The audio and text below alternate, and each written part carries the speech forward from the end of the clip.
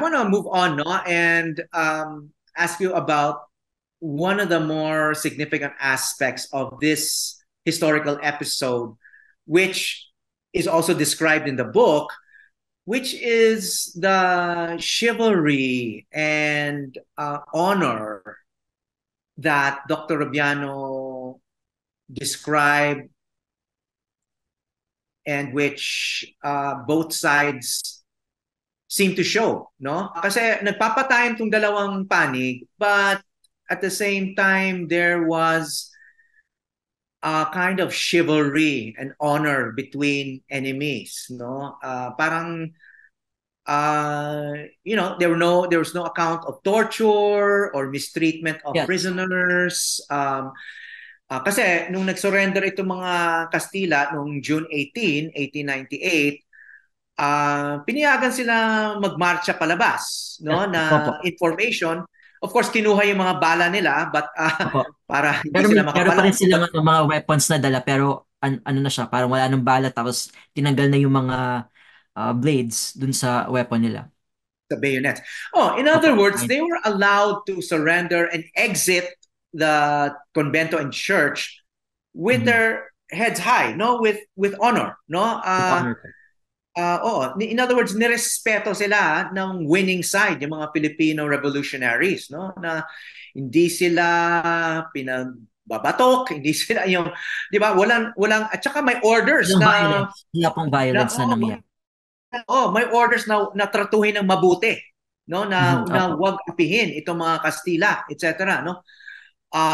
At the same time, I noticed that there was a line in the book where Dr. Rubiano was talking about how Colonel Navas did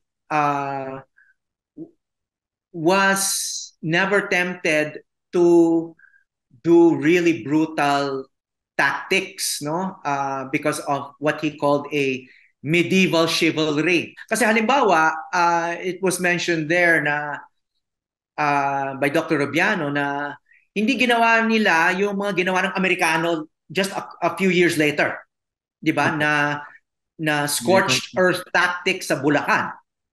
Kasi sabi ni Dr. Rubiano, kaya nilang sunugin yung lipa, 'di Opo. ba? They could have burned all the houses around the church para hindi na makalapit halimbawa yung mga revolusyonaryo, pwede nilang patayin yung mga sibilyan, etc., no? But hindi nila ginawa out of a sense of chivalry, no? Anong thoughts mo doon? Ano yung take mo doon? Tama ba yung sinasabi ko? Tama po. My thoughts there is, yun nga, there's honor in their in their work. Meron silang military honor na sinusunod po kasi. So they respected both parties in that sense. Yeah, I noticed that.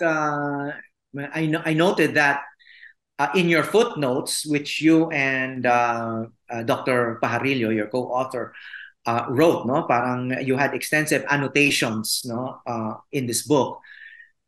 You developed that point about the Spaniards in Lipa not employing U.S. style ruthless tactics, Mhm.